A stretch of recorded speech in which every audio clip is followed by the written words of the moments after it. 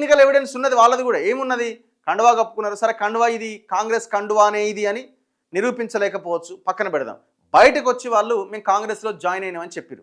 గూడెం మహిపాల్ రెడ్డి చెప్పిండు, గద్వాల కృష్ణమోహన్ రెడ్డి చెప్పిండు, అందరు వీళ్ళంతా చేవెళ్ళ యాదయ్య చెప్పిండు, కాళ యాదయ్య,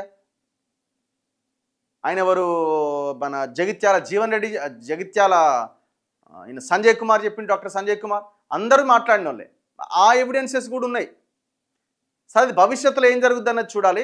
ఇప్పటి వరకు అయితే స్పీకరు ఈ ఇద్దరి చేత రాజీనామా చేయించి మిగతా 8 మంది మీద బీఆర్ఎస్ వేసిన పిటిషన్ని కొట్టేసి సో వీళ్ళు పార్టీ మారలేదనే నిర్ణయం తీసుకునే అవకాశం ఉన్నట్టు కనబడుతున్నది.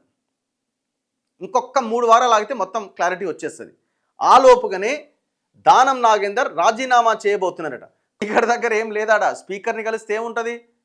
కోర్టు ఉన్నది అక్కడ, సుప్రీంకోర్టు. సుప్రీంకోర్టు ఏమంటున్నది? 4 వారాల్లోపు స్పీకర్ మీరు నిర్ణయం తీసుకోండి అని చెప్తున్నారు.